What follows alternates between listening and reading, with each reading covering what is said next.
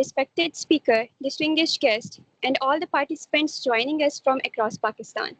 I am Dua Bilal from Scholarship Society IIUI chapter, and it is my absolute pleasure to welcome you all to today's inspiring webinar, How to Navigate the Path to International Research Opportunities.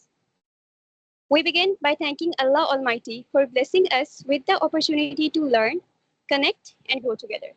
Today's session is dedicated to every student who dreams of pursuing higher education, contributing to research, and creating a meaningful impact through knowledge and determination. Before we begin, I would like to briefly introduce Scholarship Society. Scholarship Society is a student-led non-profit initiative working to bridge the gap between talented students and life-changing opportunities, guided by our motto, Inspiring Minds, Changing Lives. SPS empowers students through scholarship guidance, research collaborations, internships, exchange programs, leadership development, entrepreneurship, and career readiness initiative. Through webinar mentorships and nationwide collaboration, we strive to help students unlock their full potential. Now comes to the most exciting part of today's webinar. It is my immense pleasure and privilege to introduce our honorable speaker, Ms. Madiha Siddiqui. Ms. Madiha Siddiqui is an accomplished research scholar in bioscience engineering at the University of Antwerp, Belgium. Her academic journey from Pakistan to one of Europe's leading research university is a true example of dedication, perseverance, and excellence. She completed her MS from Quaid-e-Azam University, Islamabad, where she built a strong foundation in scientific research before pursuing advanced research internationally. Her research primarily focuses on bioremediation and microbial biotechnology, where she works on developing sustainable biological solutions to address environmental challenges through the power of microorganisms. Beyond her research, Ms. Madiha is deeply committed to promoting science and supporting young researchers. She is the winner of the prestigious Science Stories competition and proudly serves as a Young Belgian Society for Microbiology representative, contributing to science communication and public engagement.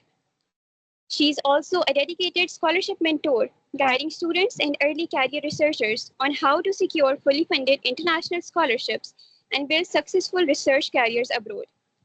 Today, she will be sharing her knowledge and personal experiences on the topic how to navigate the path to international research opportunities. I'm sure her inspiring journey, practical advice, and valuable insights will encourage all of us to explore global research opportunities with confidence and determination. Ladies and gentlemen, please join me in giving a warm virtual welcome to Ms. Madiha Siddiqui. Ma'am, we're truly honored to have you with us today. The floor is now yours, ma'am. Thank you very much for such a very wonderful introduction. And Assalamu alaikum, everyone. Webinar start करने से पहले, I want you all to imagine something. अपने आप को imagine करें कि अगले 5 साल के बाद, maybe you are sitting somewhere in the library of a European university, or आप किसी research project पे काम कर रहे हैं, या आप international research lab में काम कर रहे हैं. Or maybe you're holding your first ID researcher card. Or maybe you are traveling to first international conference. अब मैं ये चाह रही हूँ कि आप इस मोमेंट को इसलिए अभी से इमेजिन करें क्योंकि उस टाइम आप इस मोमेंट को याद करेंगे कि that moment convinced yourself that you really want to do something in your life, that you really want to build your career or go for higher education or go abroad or do the research on the topic that you always dreamt about. तो इसलिए मैं आपको ये बात इसलिए बताना चाह रही हूँ क्योंकि आज से 3 साल पहले I was also like you guys. I had so much questions. I was sitting in my rooms. I had so much doubts. And I always asking questions that, will I be able to get this funding? Am I good enough to get this opportunity? Would I be able to work in the international research environment? And here today I am. And I can tell you one thing with certainty, that every big dream starts with a small decision. And the distance between the reality and your dream is never impossible. It always depends on your planning, on your persistence, on your consistency, and on the courage that you really want to take an action or a small decision. तो इसलिए आज का ये जो webinar है, it will not just be about the scholarships or documents or application, but it will be more about the application and like the journey during your application process. क्योंकि हमें बहुत सारी रिजेक्शंस मिलती हैं और हमें बहुत दफा ऐसे लगता है कि हम जो काम कर रहे हैं शायद इट्स नॉट वर्दी एनफ। तो इस वेबिनार में I am gonna talk about all of दो स्टफ। पहली बात ये कि इसमें मैंने कोई स्लाइड्स और प्रेजेंटेशन नहीं बनाई, तो इसलिए just grab your paper pen pencil ताकि आप नोट्स बना लें। और अगर आपके पास कोई पॉइंट मिस हो जाता है या कोई और क्वेश्चन आता है तो जस्ट चैट बॉक्स में मैसेज कर दें। या इसके अलावा अगर आपको डिटेल में और कोई इन्फॉर्मेशन चाहिए तो मेरे पास काफ़ी सारी रिसोर्सेज हैं जो कि ऑलरेडी मैं इंस्टाग्राम पे भी शेयर करती हूँ और यूट्यूब पे भी शेयर करती हूँ, तो आप वहाँ से भी ले सकते हैं। तो अब इस वेबिनार को हम स्टार्ट करते हैं क्योंकि आई होप कि यू हैव इमेजिन योरसेल्फ कि आप किसी इंटरनेशनल रिसर्च एनवायरनमेंट में काम कर रहे हैं, इवन दो अगर आप एज अ PhD स्टूडेंट भी काम कर रहे हैं या एज अ मास्टर स्टूडेंट भी काम कर रहे हैं। तो मेरे पास इस वेबिनार में एक आउटलाइन है that I am gonna cover. तो सबसे पहले तो हम बात करेंगे कि फंडेड स्कॉलरशिप्स क्या होते हैं, both for PhD and both for masters. Then PhD scholarship के different routes, how you can get into Europe specifically. Then roadmap for getting scholarship.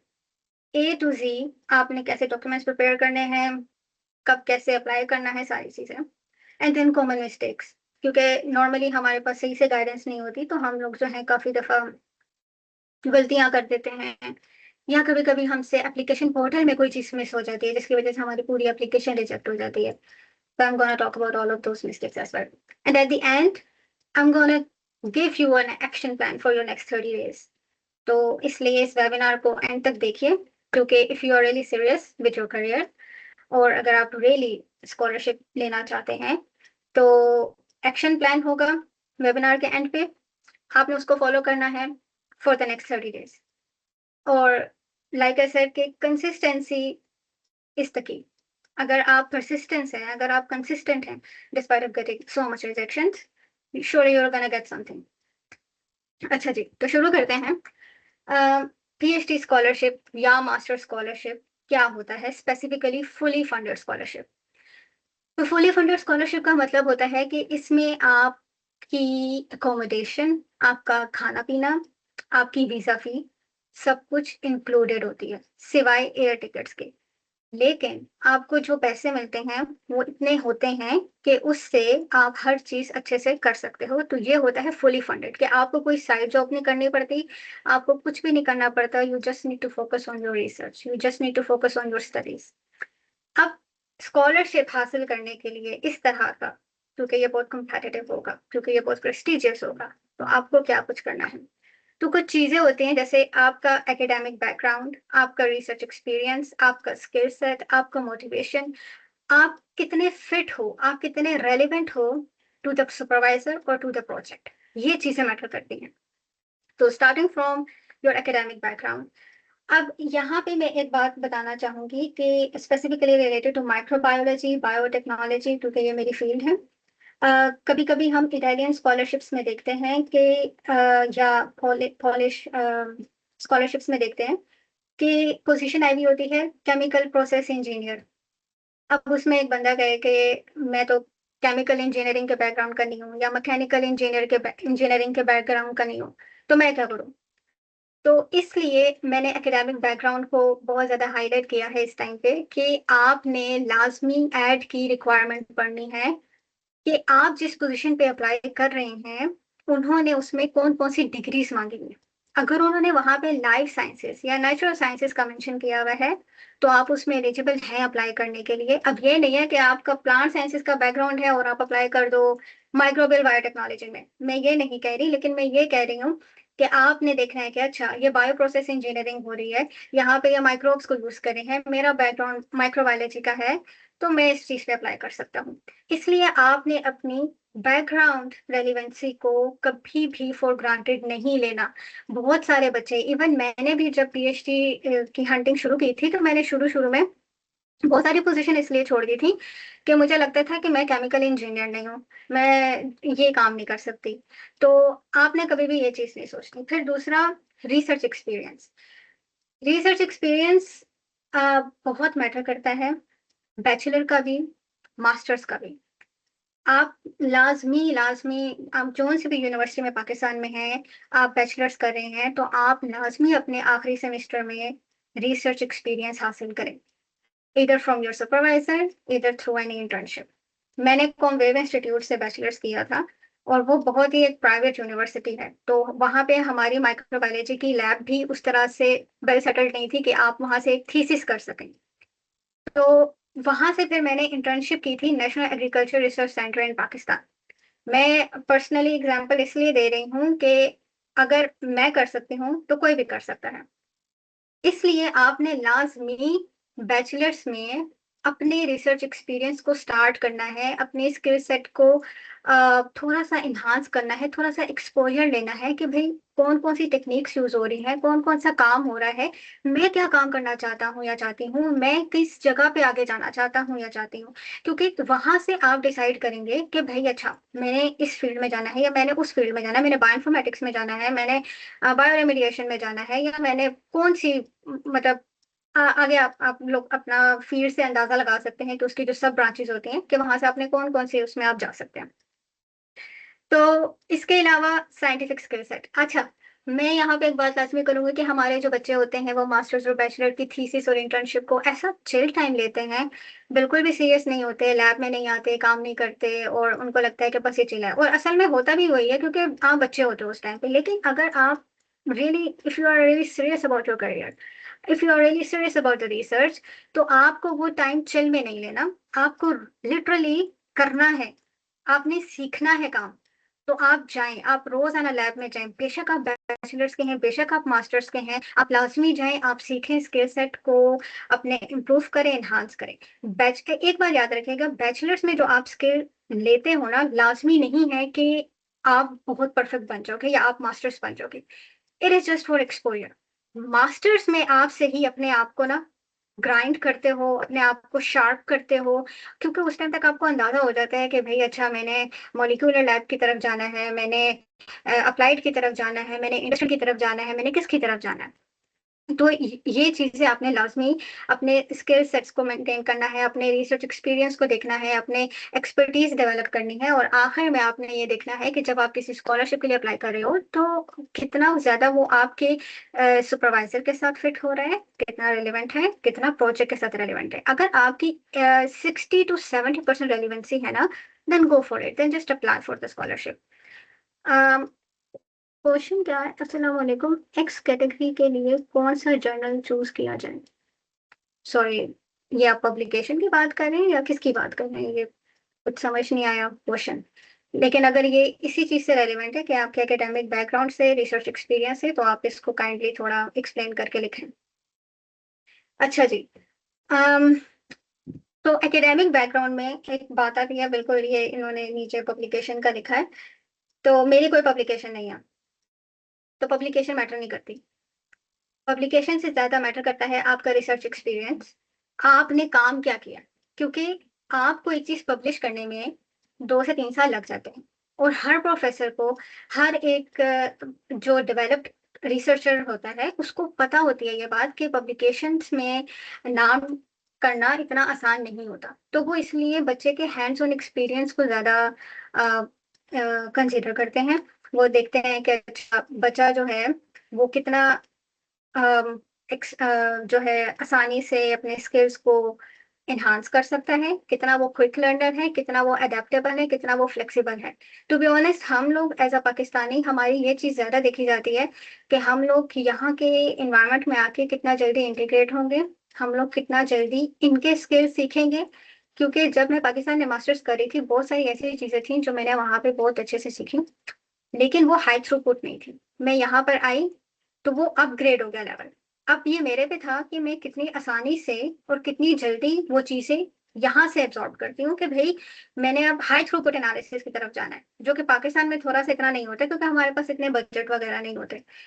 तो ये चीजें आपने लाजमी देखनी होती हैं। तो अच्छा, अब मेरे ख्याल से जो बच्चे नोट्स बना रहे हैं तो उनके लिए मैं एक दफा दोबारा रिपीट कर देती हूँ कि पीएचडी स्कॉलरशिप के लिए या मास्टर के स्कॉलरशिप के लिए आपको क्या क्या चीजें अलाइन करनी है।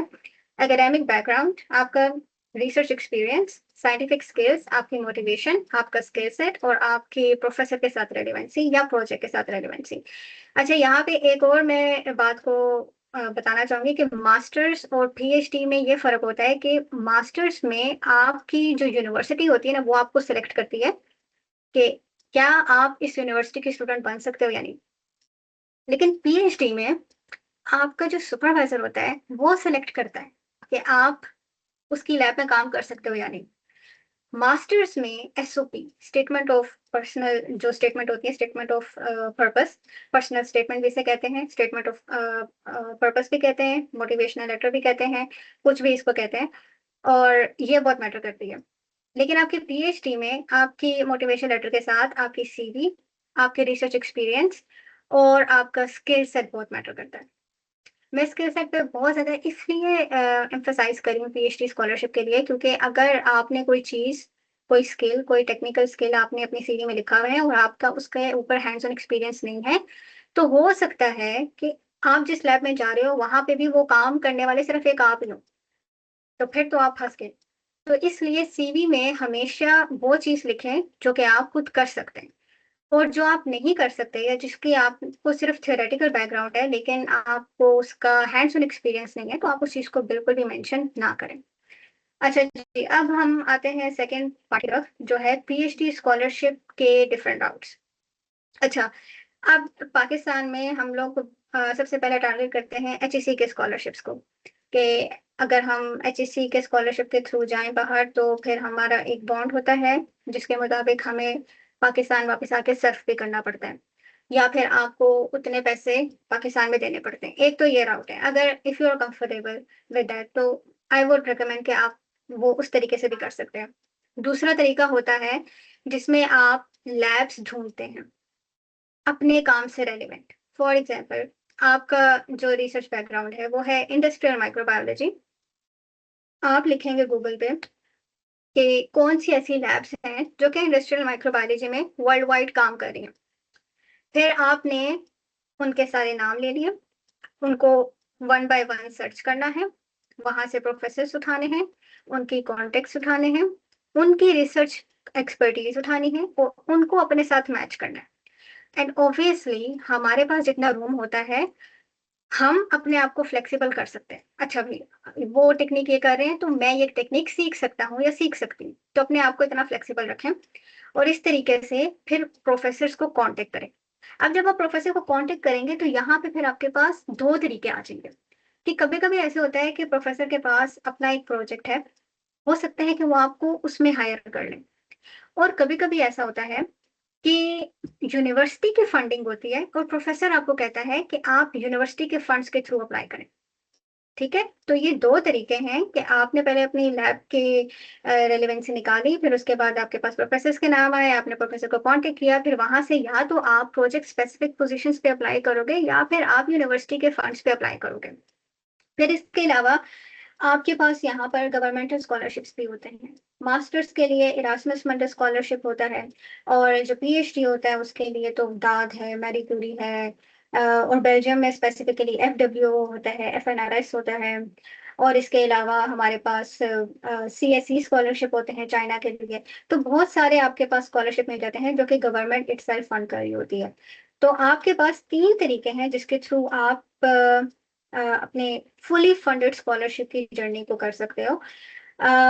एक तो ये कि आप एचईसी के पोर्टल के थ्रू गवर्नमेंटल स्कॉलरशिप के थ्रू आ जाओ, दूसरा आप प्रोजेक्ट स्पेसिफिक पोजीशंस पर आ जाओ, तीसरा आप यूनिवर्सिटी के फंड्स के थ्रू आ जाओ, और चौथा एक और तरीका भी होता है कि कभी कभी ना प्रोफेसर के पास ना साइड फंड्स होते हैं। मतलब एक होता है प्रोजेक्ट स्पेसिफिक फंड्स जो कि एक सुपरवाइजर दे रहा है, और एक होता है साइड फंड्स।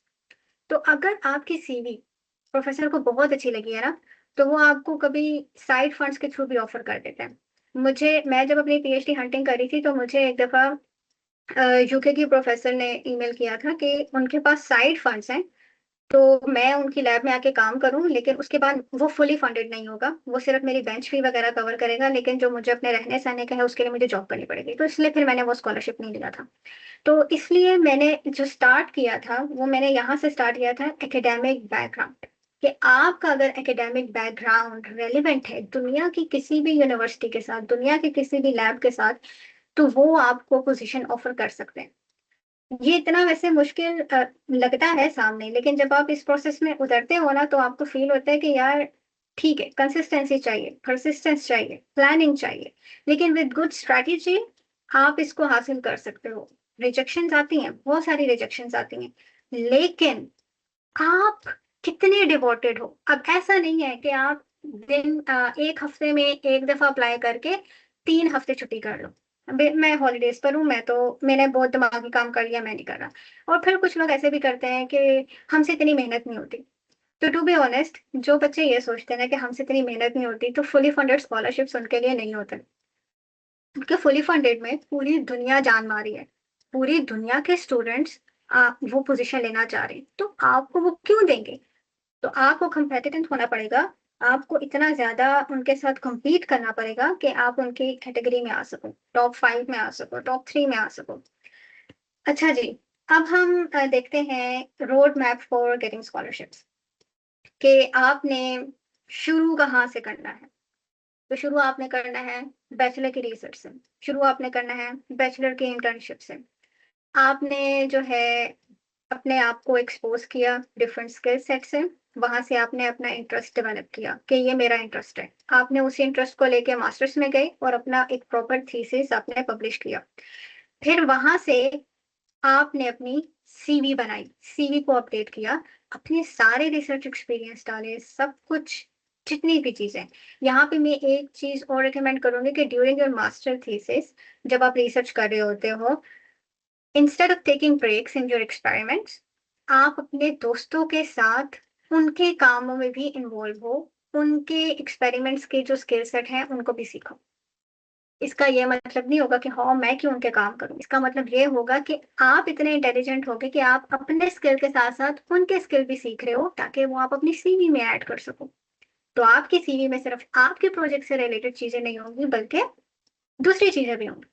तो ये एक बहुत प्लस पॉइंट है उन बच्चों के लिए जो कि अपनी सीवी को अपडेट करना चाहते हैं और उनके पास इतने रिसोर्सेज नहीं है कि वो इतने ज़्यादा इंटर्नशिप कर सकें, या वो जो है और मतलब लाइक आना-जाना और ये सब कुछ कर सकें, तो वो इस तरह से भी एक टाइम में 2-2 3-3 स्किल्स सीख सकते हैं। तो ये सारी चीज़ आपकी क्यूरियोसिटी पे डिपेंड करती है, ये सारी चीज़ आपकी अपनी विल पावर पे डिपेंड करती है कि आप कितना कुछ कर सकते हो अपने लिए। अगर आप कहोगे ना कि अच्छा बस ठीक है, हो जाएगा, तो बस फिर यूनिवर्स भी वही करेगी कि बस ठीक है, इसको भी दे देंगे, ठीक है? तो ये चीज़ अपने ज़हन में रखनी है। तो अपना जो प्रोफ़ाइल है वो आपने बिल्ड करना है। अच्छा, अब यहाँ पे एक बात आ गई कि ठीक है, मैंने रिसर्च की बात की, आप मैंने स्किल सेट की बात की, आपने वो कर लिया। लेकिन सिर्फ़ ये चीज़ मैटर नहीं करती, आपकी एक्स्ट्रा करिकुलर एक्टिविटीज़ भी मैटर करती हैं। आपका मैटर करता है कि आप कितना अच्छा बोल सकते हो, आप कितना अच्छा प्रेज़ेंट कर सकते हो, आप कितने अच्छे डिफरेंट सॉफ्टवेयर यूज़ कर सकते हो। आपकी अब चूँकि अब एआई का ज़माना है, तो आपके एआई पे कितनी ग्रिप है? आप क्या एडैप्टेबल हो? आप फ्लेक्सिबल हो उस चीज़ को लेके, या आप बड़े कंस्ट्रिक्ट हो, आप कहते हो नहीं भई ये तो चीज़ अच्छी नहीं है, मैं ये चीज़ नहीं सीख रहा या सीख रही। तो ये चीज़ें भी ना आपके ज़हन में होनी चाहिए कि सिर्फ़ स्किल सेट मैटर नहीं करेगा, सिर्फ़ आपका हैंड्स ऑन एक्सपीरियंस मैटर नहीं करेगा। प्रोफ़ेसर को एक बंदा क्यों चाहिए जो कि सिर्फ़ लैब में काम कर रहा हो, जो कि काम ही ना कर उस काम को वो आगे से डिलीवर ही ना कर सके प्रेज़ेंटेशन में। तो आप इसलिए आपको अपने सारे स्किल्स को मेंटेन करना है, अपने सॉफ्ट स्किल्स को भी और अपने जो टेक्निकल स्किल्स हैं, उनको भी आपने सबको वो करना है मेंटेन। अ, इसके बाद फाइंड द राइट अपॉर्च्युनिटी, यानी कि जब आपने अपनी प्रोफ़ाइल बिल्ड कर दी, तो राइट अपॉर्च्युनिटी आपकी क्या है? अब उसके लिए आप डिफरेंट वेबसाइट्स पे जा सकते हो। लाइफ साइंसेज़ के लिए एग्रीस्टॉक वेबसाइट है। ये कोई पेड कोलैबोरेशन नहीं है एग्रीस्टॉक के साथ। सिर्फ़ मैंने जो अपनी ये पोज़ीशन ली थी, ये मैंने एग्रीस्टॉक पे देखी थी। और वहां से मैंने अप्लाई किया था, प्रोजेक्ट बेस्ड पोजीशन थी ये। इसलिए मैं इसकी एग्जांपल देती हूँ कि अगर मैंने वहां से इस पोजीशन को हासिल किया था तो आप सब भी कर सकते हैं। इसके अलावा भी बहुत सारे सर्च इंजन होते हैं, और अगर आपको आपकी फील्ड से रिलेटेड कोई सर्च इंजन नहीं पता तो आप सिंपली गूगल पे अपने कीवर्ड्स लिख दें और वो आपके पास सारी इंफॉर्मेशन आ जाएगी कि कहाँ कहाँ पे आपकी फील्ड से रेलिवेंट काम हो रहा है, और आप वहाँ से आसानी से वहाँ लैब उठा सकते हैं, प्रोफेसर का नाम उठा सकते हैं, उनको कांटेक्ट कर सकते हैं। फिर इसके बाद अपने जब आपने आपके पास प्रोफेसर के नाम वगैरह आ गए, आपने प्रोफेसर को कांटेक्ट करने से पहले अपने आप को ट्रेन करना है कि आप प्रोफेसर को कैसे कांटेक्ट करेंगे। अब बच्चे हमेशा कोल्ड ईमेल भेजते हैं, मैं कहती हूँ कोल्ड ईमेल ना भेजा करें, हॉट ईमेल भेजा करें। हॉट ईमेल का मतलब है ओरिजिनल, टारगेटेड, ह्यूमन। ये मेरी टर्म है जो मैंने खुद बनाई, क्योंकि मैं जब खुद अप्लाई कर रही थी तो मैं देख रही थी कि यार मतलब कोई चीज तो मिसिंग है, ये क्या है, मतलब ये कुछ गलत हो रहा है बीच में। और फिर मैंने ये देखा कि जितनी ईमेल आपकी ह्यूमन होगी, प्रोफेसर आपको उतना अच्छा रिस्पॉन्स करेंगे। मुझे याद है मैं CSC स्कॉलरशिप के लिए अप्लाई कर रही थी चाइना के लिए, तो मैंने बड़ी प्यारी ईमेल लिखी, मैंने प्रोफेसर को कांटेक्ट किया। तो मुझे याद है कि उन प्रोफेसर ने मुझे ये ईमेल की कि मदीहा मेरे पास तो जगह नहीं है, लेकिन मुझे आपका वे ऑफ कम्युनिकेशन इतना अच्छा लगा है कि मैंने आपको दूसरे प्रोफेसर को रेफर किया। और विद इन फ्यू डेज उन प्रोफेसर का मुझे ईमेल आया दूसरे प्रोफेसर का कि with reference to that professor I am contacting you, मेरे पास पोजीशन है और आप चाइना आ जाएं। लेकिन उस टाइम तक मेरा बेल्जियम में हो गया था, तो फिर मैं बेल्जियम आ गई। ये बताने का ये मकसद है क्योंकि ऐसा पाकिस्तानी हम सब स्ट्रगलिंग बैकग्राउंड से हैं मोस्टली, जो कि बहुत ज्यादा इंटेलिजेंट होते हैं, जो बहुत ज्यादा हार्ड वर्किंग होते हैं, जो जो अपने साथ अच्छा लाइफ में करना चाहते हैं, जो अपना करियर बनाना चाहते हैं, उनके पास इतने ज्यादा रिसोर्सेस नहीं होते। तो बजाय इसके कि आप अकेडमीज में जाके पैसे दें, बजाय इसके कि आप लोग जो है किसी कंसल्टेंट को पैसे दें, मैं इसलिए ये सारी चीजें इतना डिटेल में बता रही हूँ सिर्फ सदका जारिया के लिए। तो इसलिए आप इन चीजों को नोट करें, इनके नोट्स बनाएं और इनको लाजमी अप्लाई करें। इनकी वजह से आपको within a year scholarship मिल जाएगा इंशाल्लाह। तो अब फिर जब आपको प्रोफेसर ने रिप्लाई कर दिया, सब कुछ हो गया, तो अब अगर वो आपको ये कहेंगे ना कि आपने यूनिवर्सिटी के पोर्टल से अप्लाई करना है, तो फिर आपको वहाँ पे मोटिवेशन लेटर चाहिए होगा, फिर आपको वहाँ पे कवर लेटर चाहिए होगा, फिर आपको वहाँ पे अपने एजुकेशनल डॉक्यूमेंट्स चाहिए होंगे, फिर आपने ये सारी चीजें अपनी वो बनानी है। यहाँ पे मैं आपको एक और बात ऐड करना चाहूंगी कि अगर आप बाहर के लिए अप्लाई कर रहे हैं तो इस स्टेज पर जब आप अपने डॉक्यूमेंट्स प्रिपेयर कर रहे हैं, यहाँ पे अपने अटेस्टेशन का भी प्रोसेस स्टार्ट कर दें। अटेस्टेशन का प्रोसेस क्या है? आपने अपनी मैट्रिक की डिग्री, FSC की डिग्री, बैचलर्स की डिग्री, मास्टर्स की डिग्री सब अटेस्ट करवानी होती है अपने रिस्पेक्टिव बोर्ड से, HEC से और मोफा से। तो सबसे पहले, सबसे आखिर में मोफा आएगा और सबसे पहले अपने बोर्ड्स आएंगे, फिर HEC और फिर उसके बाद मोफा। तो ये काम आप जितना जल्द से जल्द कर करें ना, तो ये इतना ही अच्छा है आपके लिए। और फिर दूसरी चीज, पासपोर्ट लाजमी बनवा लें, क्योंकि बहुत सारी इटालियन यूनिवर्सिटीज में वो पासपोर्ट ही कंसीडर करते हैं, क्योंकि हमारा जो शिनाख्ती कार्ड होता है वो नॉर्मली उर्दू में भी होता है और इंग्लिश में भी होता है। लेकिन आई वुड रिकमेंड कि आप पासपोर्ट ले लें, क्योंकि ये प्रोफेसर को एक अच्छा साइन देगा कि भाई ये बंदा सच में जो है सीरियस है कि ये करना चाहता है काम, मेरे साथ रिसर्च करना चाहता है या ये बाहर जाना चाहता है। तो पासपोर्ट लाजमी बनवाएं, अटेस्टेशन सबसे पहले करवाएं, और इसी के साथ साथ जो है आप लोग अपना CV का काम और मोटिवेशन लेटर का काम जो है वो करते रहें। अ, फिर अब हम बात करते हैं कि कॉमन मिस्टेक्स जो स्टूडेंट्स करते हैं। सबसे पहले जो स्टूडेंट करते हैं, रैंडमली अप्लाई कर रहे होंगे, पोजीशन देखिए बस अप्लाई कर दे, इतनी बल्क में आ जाते हैं एप्लीकेशन जैसे कि जिन बच्चे का जिस जिस बच्चे का चांस बचता बनता होगा वो उसको भी नहीं इंटरव्यू के लिए अप्लाई करते होंगे।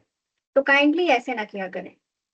एडवर्टाइजमेंट को देखें, अपने आप को मैच करें, कितना अपने आप को एसेस करें, कितना मैच कर रहे हैं उनके साथ, कितने रेलिवेंट है आप उनके साथ, कितना कंट्रीब्यूट कर सकते हैं उनके साथ, then apply for the position. वरना ऐसे आप अपना भी टाइम जाया करते हैं और उनका भी टाइम जाया करते हैं, दोनों का टाइम जाया होता है। अच्छा, और हाँ, जनरिक ईमेल। अच्छा, ये ईमेल्स मुझे भी आती हैं, हालांकि मैं प्रोफेसर नहीं हूँ, मैं पोस्ट भी नहीं हूँ। मेरी यूनिवर्सिटी की ईमेल पे मुझे ईमेल जारी होती है, डियर प्रोफेसर मदीहा, आपके पास पोजीशन है, ये लेवल, और पाकिस्तानी होते हैं, मतलब ये लेवल है हमारी रिसर्च का, ये लेवल है हमारी सीरियसनेस का कि हम लोग इस तरह से अप्लाई कर। तो भाई अब आप मुझे बताएं कि एक ही लैब में आप 4 लोगों को इस तरह का मैसेज कर रहे हैं, वो चारों या तो पोस्ट करते हैं या पीएचडी है, वो प्रोफेसर भी नहीं है, क्या इमेज आएगा हमारा? तो इन चीजों को काइंडली देखें। ये मिस्टेक सिर्फ आपके लिए रास्ते नहीं बंद करती है, ये बाकी पाकिस्तानियों के लिए भी रास्ते बंद करते हैं। तो ये लाजमी आप लोग इसको जो है ना थोड़ा ध्यान करें। अच्छा, फिर उसके बाद कुछ बच्चे करते हैं कि अच्छा भाई ग्रेजुएशन हो जाए तो फिर करेंगे, ग्रेजुएशन हो जाए तब तक चिल करते हैं। सबसे बड़ी मिस्टेक, भाई आपने चिल करना ही क्यों है? आपकी 20s तो है ही हसलिंग के लिए, आपकी 20s तो है ही कंफर्ट जोन से बाहर जाने के लिए। चिल का तो टाइम ही नहीं है। चिल तो वो बच्चे करते हैं जो कि मुंह में सोने का नवाला लेके पैदा होते हैं, और हम में से तो आधी आवाम जो है वो बेचारे इतने स्ट्रगल कर रहे होते हैं। तो कभी भी अपने जहन में ये बात ना डालें कि चिल करना है। हमेशा बस अप्लाई करें और करते रहें अप्लाई, क्योंकि पहली एप्लीकेशन आपकी हमेशा रिजेक्ट होगी। तो क्यों ना उस एप्लीकेशन को आप तब भेजें जब आप अपना मास्टर थीसिस करें, ताकि आपको रिजेक्शन इतना हार्ट ब्रेक ना लगे, आपको आपको उतना फील ना हो उसका कि भाई अभी तो चलो मैं मास्टर थीसिस है, अभी तो मैंने डिग्री लेनी है, अभी तो मैंने ये करना है। लेकिन उस चीज से आप सीखेंगे वो, क्योंकि हर रिजेक्शन आपको कुछ ना कुछ सिखा के जाती है। ऑल्दो कि उसमें अल्लाह ताला की मसलियत भी होती है, लेकिन उसमें साथ में ये भी होता है कि मतलब आपने क्या गलती की है जिसकी वजह से आपको ये रिजेक्शन का सामना करना पड़ा। हम सारे क्या करते हैं कि 4-5 रिजेक्शंस के बाद, बल्कि 4-5 मैंने ज्यादा कह दिया, 3 रिजेक्शंस के बाद ही हम काम को खत्म कर देते हैं कि भाई हमारे नसीब में नहीं है। हम पूरा पूरा ब्लेम यूनिवर्स पे डाल देते हैं, हमारी सबसे बड़ी गलती। क्योंकि ये जो बात होती है इसको अपने जहन से निकाल के स्कॉलरशिप हंटिंग पे आइएगा। सबसे पहली बात है, कभी अपने जहन में ये बात ना डालिएगा कि हमारे नसीब में नहीं था, जो हमारी तो किस्मत में ही ऐसे लिखा हुआ है। नहीं, किसी की किस्मत में कुछ नहीं लिखा होता। अल्लाह ताला ने खुद कहा है लई सारे इंसान इल्ला मा सआ, कि हर इंसान के लिए वही है जिसने उसकी कोशिश की है। अगर आप कोशिश कर रहे हैं तो अल्लाह ताला आपको देगा, रिजेक्शंस भी देगा, और रिजेक्शन सिखाने के लिए देगा, लेकिन वो लाजमी देगा। अच्छा जी, फिर आपके पास अच्छा ये मिस्टेक्स मैंने आई थिंक कवर कर दी हैं कि आपने रैंडमली अप्लाई नहीं करना, आपने जनरली अप्लाई नहीं करना ईमेल्स के थ्रू, बहुत गंदा इंप्रेशन जाएगा। और आपने वेट नहीं करना ग्रेजुएशन का कि भाई मेरी ग्रेजुएशन होगी तो फिर मैं अप्लाई करना शुरू करूंगी। बस आप अप्लाई करें और बाकी अल्लाह पे छोड़ें। अब हम बात करते हैं योर एक्शन प्लान, कि भाई आपको मैं अगले 30 दिनों तक क्या काम ऐसा दूं कि आपके अंदर कंसिस्टेंसी आए अप्लाई करने की। तो सबसे पहले आपने डॉक्यूमेंट्स अपडेट करना है। आपकी सीवी हो गया, आपका मोटिवेशन और कवर। अच्छा एक बात, मोटिवेशन और कवर लेटर ये एक ही चीज होती है, ठीक है? मेरे यूट्यूब चैनल पे हर एक चीज की अलग अलग वीडियो बनी हुई है कि मतलब आपने सीवी बनानी है, आपने कवर लेटर बनाना है, कुछ भी बनाना है, उसकी वीडियोस हैं, वहां जाएं, उसको फॉलो करें और उसके मुताबिक अपनी वीडियोस बनाएं, और सॉरी लेटर्स और एप्लीकेशन वगैरह बनाएं।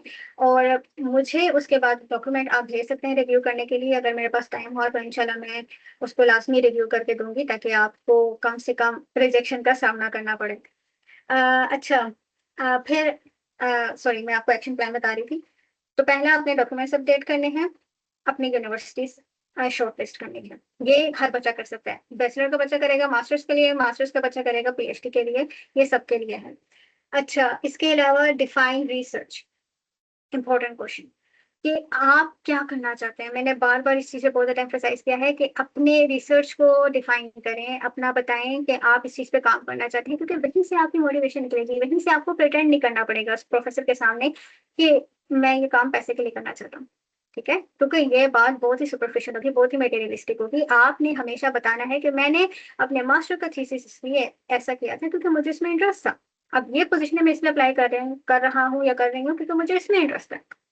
अच्छा, इसके अलावा जो आपका चौथा वो होगा टास्क, वो ये होगा कि आपने हफ्ते में एक दफा लाजमी अप्लाई करना है। ये बहुत आसान काम है और आप सब कर सकते हैं, और इंशाल्लाह इंशाल्लाह आपका लाजमी जो है वो स्कॉलरशिप हो जाएगा। अच्छा, question, does a high CGPA help student get fully funded MS scholarship? जी जी बिल्कुल।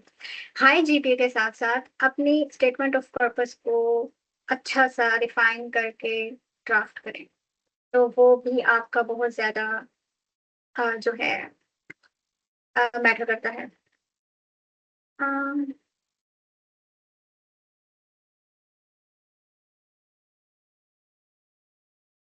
अच्छा जी, मैं अपनी ईमेल एड्रेस जो है वो आपको दे दूँगी। बल्कि मैं यहाँ पे टाइप कर देती हूँ और आप लोग मेरे इंस्टाग्राम पे भी जाके देख सकते हैं, क्योंकि आई डोंट नो, मैं इंस्टाग्राम पे ज़्यादा एक्टिव हूँ और मेरी सारी जितनी भी इन्फॉर्मेशन वगैरह है ना इस चीज़ से रिलेटेड, वो सब इंस्टाग्राम पर है कि स्कॉलरशिप में आपने ये गलती नहीं करनी है, स्कॉलरशिप में आपने इस तरह से अप्लाई करना है, उसमें क्राउचर्स बने हुए हैं, रील्स भी हैं और वहाँ पे मैंने एक रील पे बहुत सारी वेबसाइट्स बताई हुई हैं जो कि जिसके थ्रू आप अप्लाई कर सकते हैं। तो काइंडली आप उनको चेक करें और अभी रिसेंटली एक रील थी, उसमें मैंने कुछ स्कॉलरशिप्स का बताया और उसमें एक मास्टर का स्कॉलरशिप है जिसकी डेडलाइन 2027 है। तो इसका मतलब ये कि वहाँ पे काफ़ी सारी इन्फॉर्मेशन आपको मिलेगी, जस्ट आप उसको सर्च करें और देखें। Insta ID Madiha in science lab, वो आप मदीहा से डिग्री लिख दें या मदीहा इन साइंस लैब लिख दें, तो वहाँ पे मैंने काफ़ी सारी इन्फॉर्मेशन डाली हुई है इस चीज़ से रिलेटेड। अच्छा, मैं यहाँ पे लिख देती हूँ।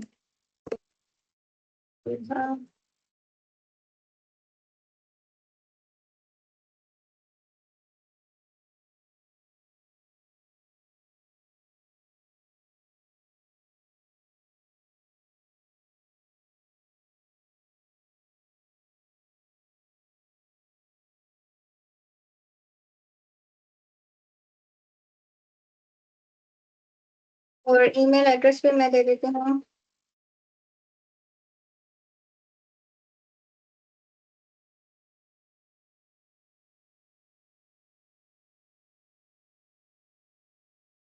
अगर अब आपके पास कोई क्वेश्चन है तो आप काइंडली पूछ सकते हैं।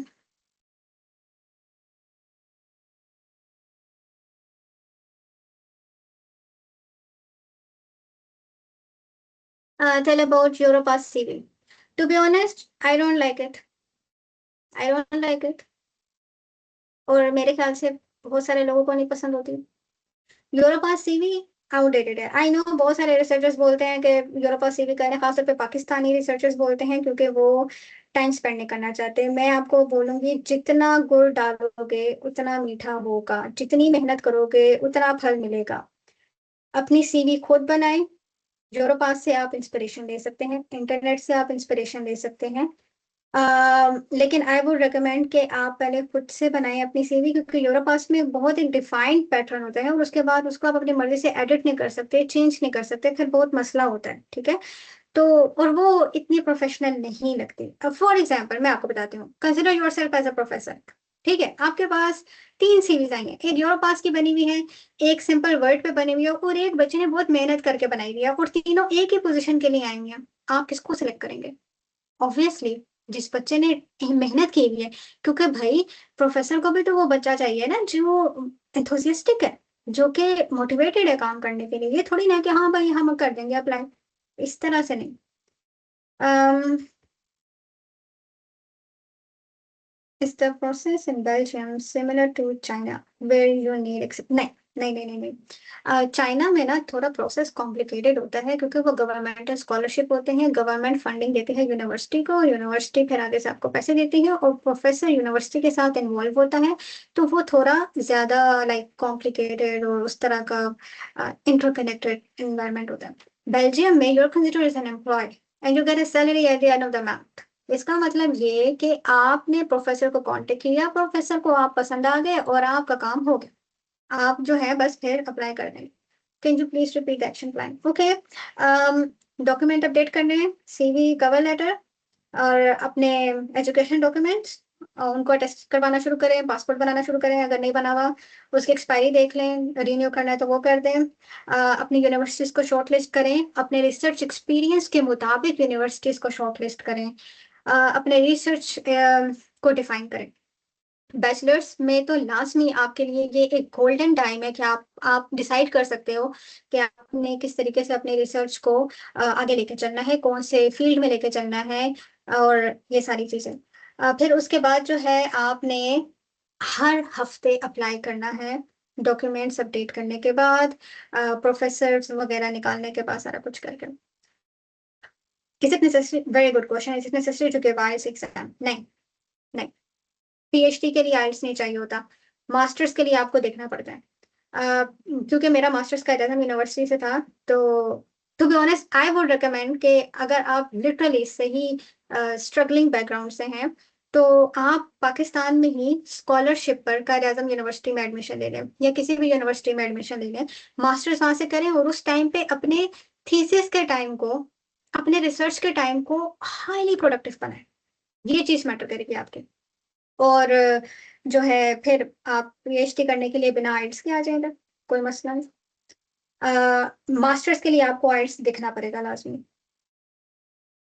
इन विच ईयर और time should we start the process? ये डिपेंड करता है कि आपकी डिग्री कब खत्म हो रही है, क्योंकि एप्लीकेशन और जो प्रोजेक्ट्स हैं वो हर टाइम आ रहे थे। अगर आप मुझे स्पेसिफिकली बता दें कि आप ये मास्टर्स के लिए पूछ रहे हैं या पीएचडी के लिए पूछ रही हैं, तो फिर मैं ज़्यादा सही से इसको एक्सप्लेन कर दूंगी। Can you play a key role in reducing academia industry gap? इस क्वेश्चन को थोड़ा एक्सप्लेन करें कि आप कहना क्या चाह रहे हैं कि key role in reducing academia industry gap, तो फिर मैं इसको एक्सप्लेन करूंगी। HSK for NF for masters in China.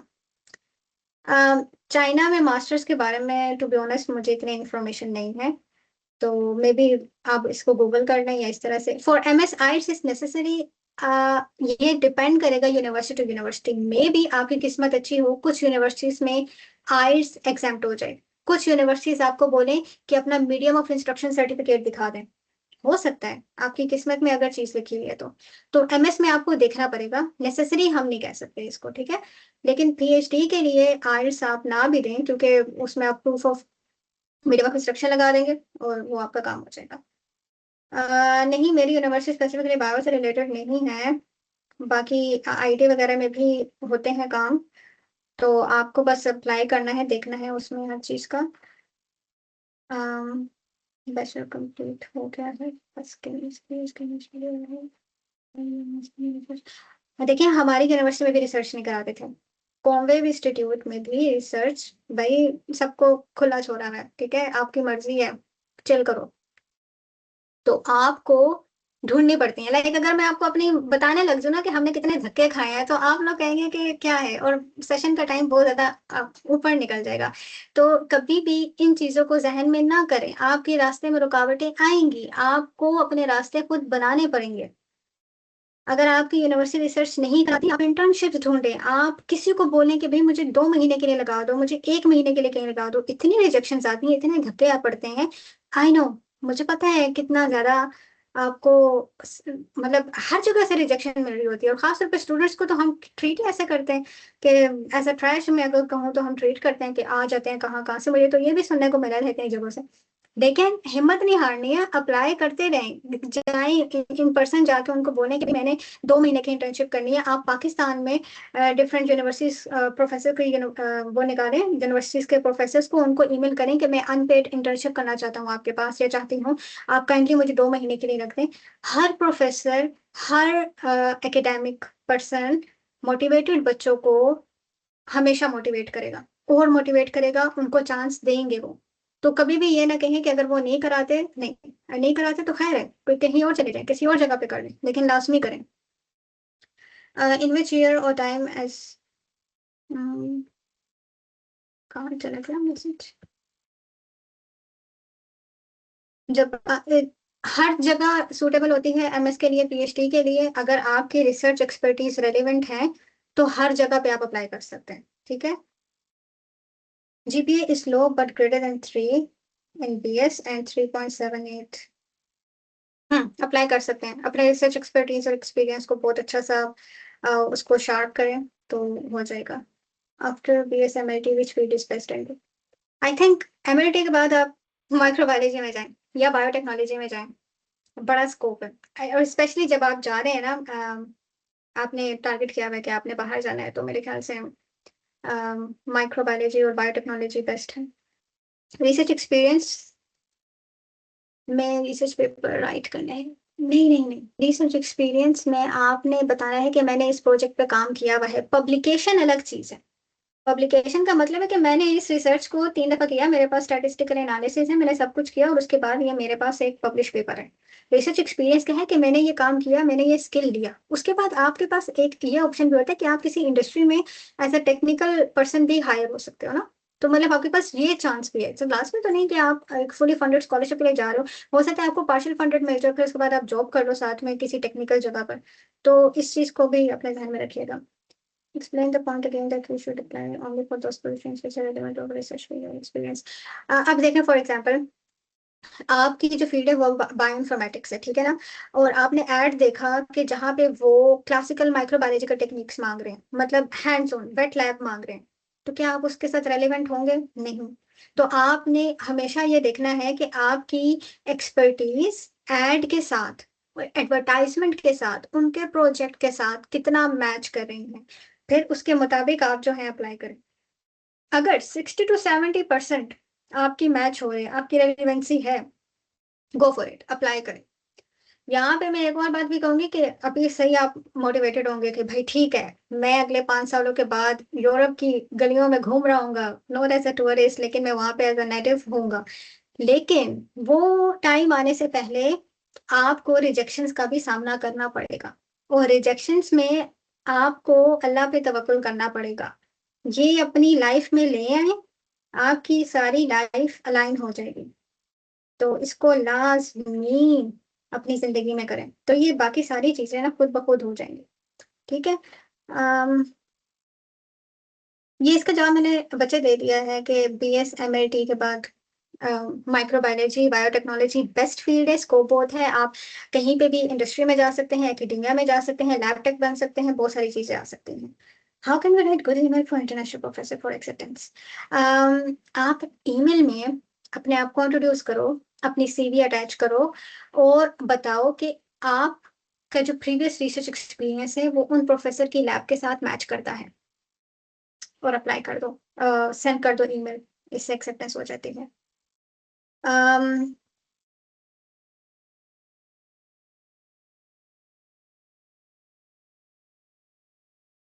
How to work on papers alone, because faculty भी इन्वॉल्व नहीं करती। पेपर्स पे अकेले काम नहीं होता, पेपर्स हमेशा टीम वर्क होता है। वो आपको पता है कि जब आप PhD के लिए अप्लाई करोगे ना, तो वो एक कैंडिडेट में वो जो एडवर्टाइजमेंट होती है उसमें कैंडिडेट की स्पेसिफिकेशन में लिखा हुआ होता है ability to work in team. तो पेपर्स पे कभी भी अलग काम नहीं होता, आपको कॉन्फिडेंस में लेना पड़ता है। आई नो पेपर मिलिंग बहुत ज्यादा होती है और बहुत सारी चीजें हैं, आपको स्ट्रगल करनी पड़ती है, लेकिन आई वुड प्रेफर कि आप DPT की कोई लाइक वो उठा के, टर्म उठा के, कोई फील्ड उठा के उसके ऊपर कंप्यूटेशनल एनालिसिस काइंड ऑफ उस तरह से करना शुरू कर दो, और अपने ही जैसे कुछ मोटिवेटेड स्टूडेंट्स को मिलाओ और अपने साथ ग्रुप में, और अपने प्रोफेसर को, एक दो प्रोफेसर्स को एक साथ करके, और फिर उनके साथ मिलके कोई प्रोजेक्ट बनाओ या कुछ इस तरह से करो। और आई थिंक ये डुएबल है। आई नो इतना आसान नहीं है, लेकिन हो सकता है ये।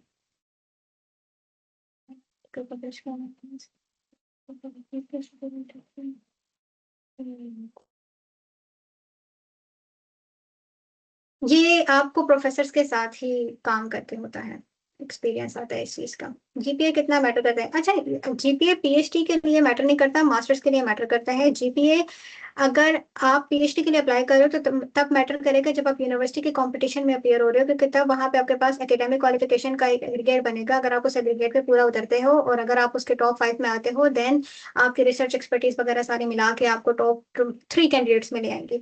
लेकिन यूनिवर्सिटी में अगर आपका 2.9 CGPA है, फॉर एग्जाम्पल बैचलर्स में आपने 2.9 CGPA लिया है और आप मास्टर्स के लिए अप्लाई कर रहे हो, तो उसमें थोड़ा मसला होगा। लेकिन अगर आपका 2.9 CGPA है, लेकिन आप PhD के लिए अप्लाई कर रहे हो और आपका एक्सपर्टीज रिसर्च स्किल बहुत स्ट्रांग है, तो उसमें मसला नहीं होगा।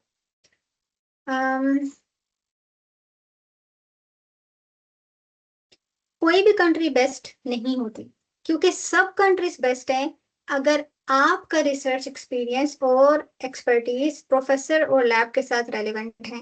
मैं बार बार ये एम्फोसाइज इसलिए कर रही हूँ क्योंकि अगर आप किसी ऐसी लैब में जाते हैं जहाँ पे सिर्फ एक आप ही हैं जो कि आपके टॉपिक पे काम कर रहे हैं, तो आप किसके साथ डिस्कस करेंगे? पेयर्स होते हैं, कलीग्स होते हैं, आपके और रिसर्च मेंटोर्स होते हैं जिनके साथ आपको अपने आइडियाज शेयर करने पड़ते हैं। अगर वो नहीं करेंगे तो फिर क्या होगा?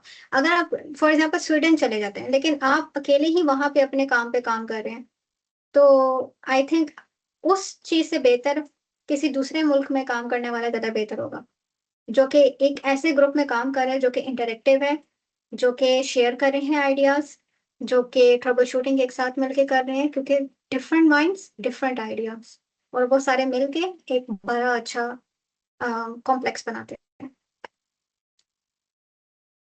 डिसेबल पर्सन का कोटा होता है हर चीज में, इंटरव्यूज में भी इवन उनको स्पेशल ट्रीटमेंट दिया जाता है, और इंडीड बिल्कुल वो जा सकते हैं अब्रॉड, और ऐसे बच्चों को तो ज्यादा प्रमोट किया जाता है, इनको स्पेशल ट्रीटमेंट होता है, क्योंकि जब आप अप्लाई करते हैं ना एप्लीकेशन वगैरह के लिए, या मैं प्रोजेक्ट स्पेसिफिक के लिए बात नहीं करी, मैं यूनिवर्सिटी फंडिंग्स के लिए अप्लाई करी, तो उसमें वो आपसे वो पूछते हैं कि आप डिसेबल तो नहीं है।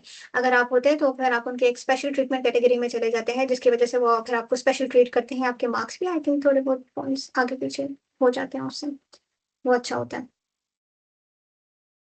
How to match research interest to future professor? आपने जानबूझ के मैच नहीं करना, ठीक है ना? आपने देखा फॉर एग्जाम्पल, अच्छा मैं बताती हूँ, मैं बायोरेमेडिएशन की थी, मैंने मास्टर्स में बायोरेमेडिएशन वेस्ट वाटर ट्रीटमेंट पे काम किया था, तो मेरे जहन में ना कहानी बनी हुई थी शुरू से कि मैंने इसी में जाना है। मैंने प्रोफेसर देखे, सब कुछ किया, मतलब अप्लाई कर दी, चाइना में अप्लाई किया, यूके में अप्लाई किया, हर जगह मैंने अप्लाई किया, मैंने 600 से ज्यादा एप्लीकेशंस में अप्लाई किया, ठीक है ना?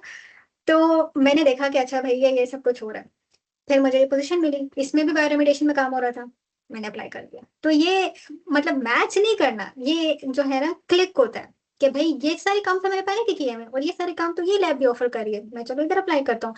इवन दो अगर आपके पास वहां पे पोजीशन ओपन नहीं भी है ना, आप तब भी वहां अप्लाई कर सकते हो। जस्ट अपनी सीवी भेज दो प्रोफेसर को और उनको बोलो कि अगर आपके पास फ्यूचर में भी कोई अगर अपॉर्चुनिटी आती है तो जस्ट लेट मी नो।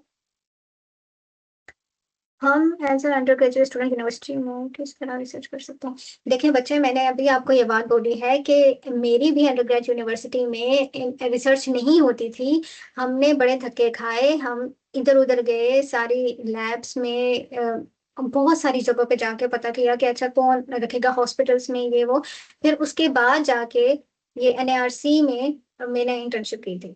तो आप भी इसी तरह से करें, और जो है लाजमी देखें, एक जगह से रिजेक्शन आएगी, एक जगह से आपको बुरा ट्रीटमेंट मिलेगा, मे भी तीसरी जगह पे हो जाए।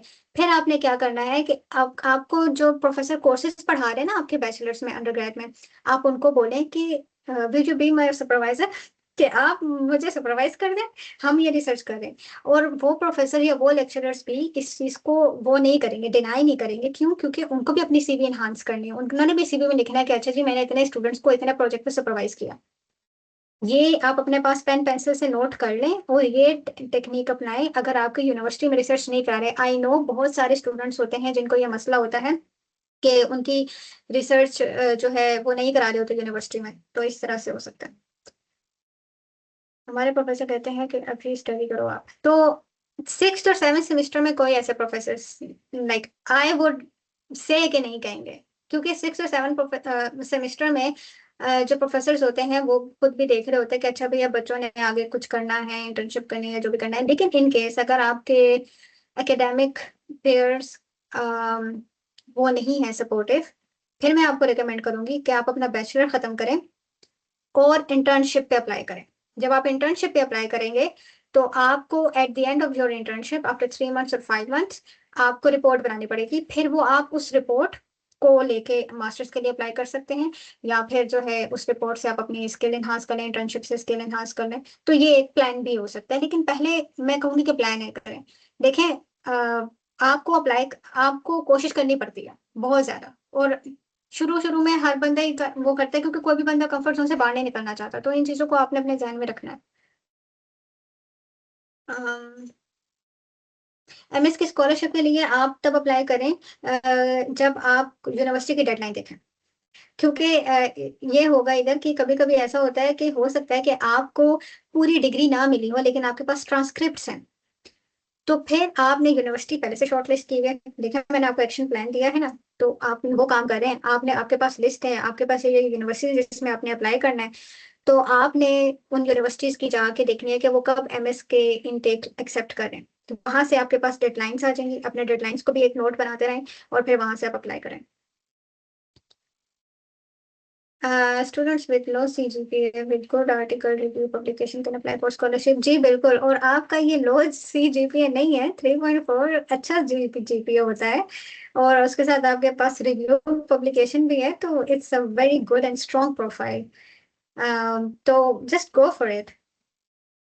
इंटर्नशिप अपनी फील्ड से रिलेटेड गूगल से ढूंढें। गूगल आपको बताएगा कि अच्छा आपकी फील्ड से कहाँ कहाँ काम हो रहा है, और वहां से आप जो है वो करें।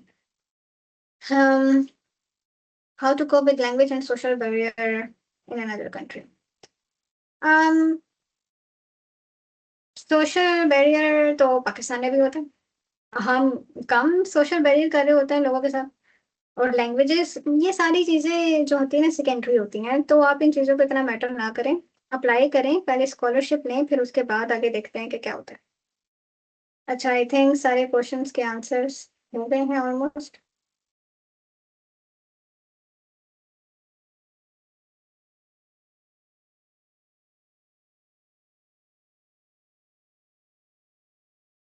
Yes, almost done.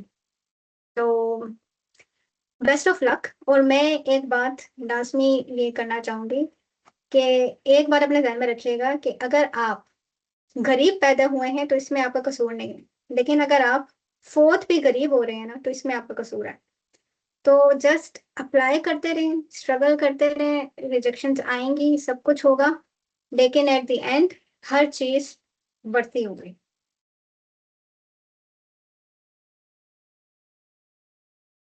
What extracurricular and co-curricular activities should I have to strengthen my MS degree? Application upload, voluntary experience, वहां आप जाएं, बहुत सारे लोगों को चाहिए होते हैं, और कॉन्फ्रेंसेस वगैरह में ऑर्गेनाइजर्स चाहिए होते हैं। इसके लिए आपको थोड़े इंटरनल कॉन्टेक्ट चाहिए होते हैं, तो वो देखने पड़ेंगे आपको। प्रोफेसर से पूछें, आप प्रोफेसर को पता होती हैं ये सारी चीजें, वो करें। Task summary, task summary can you explain it more? Electrical engineering के बाद अगर हम एटॉमिक एनर्जी कर लें तो हमारे नीचे नहीं। हर चीज का ना ऐसा होता है कि ना इंटरडिसिप्लिनरी टीम थीम होती है, और इंटरडिसिप्लिनरी टीम भी होती है।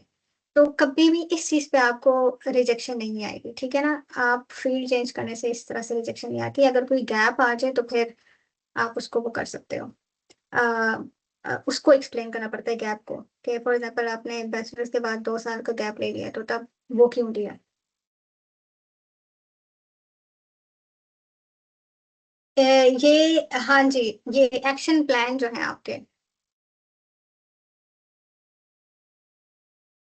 आई थिंक आप माइक ऑन करके क्वेश्चन पूछने, मुझे समझ नहीं आ रही है पार्ट्स में क्वेश्चंस। आपने टास्क समरी पहले लिखा, फिर आप कह रहे हैं कि 1 मंथ आप लोगों ने ये स्टेप फॉलो करना है। ये मैंने एज एन एग्जांपल बोला है कि 1 मंथ, 1 मंथ से आपकी हैबिट बनेगी, और उसके बाद आपकी एक बिल्ट इन चीज हो जाएगी कि आपने इसमें अप्लाई करना ही है, इस तरह से अप्लाई करनी है कि हफ्ते में एक दफा अप्लाई किया, एप्लीकेशन बनाई, डॉक्यूमेंट्स बनाए, और सब कुछ किया। आर्टिकल किसी भी जर्नल में पब्लिश हो मैटर करते हैं। देखें, आर्टिकल किसी भी जर्नल में पब्लिश हो, इससे ज्यादा ये मैटर करता है कि उस आर्टिकल में आपकी कॉन्ट्रीब्यूशन क्या है। क्या आप उस आर्टिकल को अच्छे से जस्टिफाई कर सकते हो? अगर वो आर्टिकल आपके इंटरव्यू पैनल की कमेटी वाले आपसे पूछते हैं, अगर आप कर सकते हो तो जर्नल इतना मैटर नहीं करेगा। हाँ, एमडीपीआई को लोग कहते हैं कि वो है, लेकिन ऑब्वियसली भाई अब हो गई पब्लिश, अब फिर बंदा क्या करे। लेकिन अगर आप उस पब्लिकेशन को जस्टिफाई कर सकते हो कि आपकी इतनी कंट्रीब्यूशन थी, आपने ये सब कुछ किया, ये नहीं है कि सिर्फ कॉन्टेक्स्ट में आपने अपना नाम डाल दिया या पैसे देके नाम डाल दिया, वो चीज आपकी गलत जाएगी। और एक और बात याद रखिएगा, अगर आपकी सीवी में पब्लिकेशन लिखी हुई है और आप इंटरव्यू के लिए सिलेक्ट हो जाते हो, तो जो प्रोफेसर है वो आपसे लाजमी आपकी पब्लिकेशन की कंट्रीब्यूशन के बारे में क्वेश्चन करेगा। Then you need to get ready to answer that question. अगर आपको वो सवाल नहीं आता ना, उसका जवाब नहीं आता, तो समझें कि इंटरव्यू अच्छा नहीं हुआ आपका।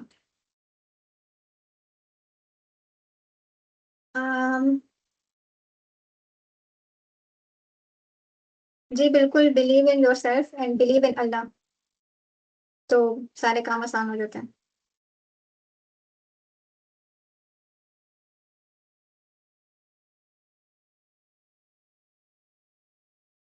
आई थिंक क्वेश्चंस अब और नहीं है, तो मेरे ख्याल से सेशन सही हो गया। और Okay, thank you दीदी so much, Ms. Madiha Siddiqui. आपको जी एक बात के इस सेशन से अगर आपको थोड़ा सा भी फायदा हुआ है तो थम्स अप कर दें या हैंड रेस कर दें या कुछ भी कर दें, ताकि मुझे पता चले कि मैंने ऐसे ही कुछ नहीं बोला, लाइक कुछ ना कुछ आपने एब्जॉर्ब किया है, कुछ ना कुछ आपने लिया है इससे। Okay, thank you very much कि you find that this webinar really productive. तो आई होप कि ये हेल्प आउट करे आपको, और बस आप दुआओं में याद रखिएगा मुझे। और चलें जी, सही है जी, कंटिन्यू मिस दुआ Bilal. Okay, thank you so much, Ms. Madiha Siddiqui. On behalf of the Scholar Society, thank you for sharing your inspiring journey and valuable insights with us. Your session has given us a deeper understanding of how students can navigate the path toward international research opportunities, build strong academic profiles, and confidentially pursue fully funded scholarships. We are truly grateful for your time and for motivating hundreds of students to dream beyond boundaries. Okay, so all the participants are requested to fill out the Google Forms for these certificates. Kindly fill out the Google Forms. As we conclude today's webinar, I would like to extend my heartfelt gratitude to our honorable speaker, Ms. Madiha Siddiqui, for sharing her inspiring journey and motivating us to aim higher in our academic and professional lives. A sincere thank you to all the participants for joining us and making this session interactive and successful. Special appreciation goes to the entire Scholarship Society team and all our chapters across Pakistan for their dedication to creating opportunities that empower students through knowledge, mentorship, and global exposure. We hope today's webinar inspires you to dream big, work hard, and believe that global opportunities are within your reach. Thank you so much for being with us. Jazakallah khair.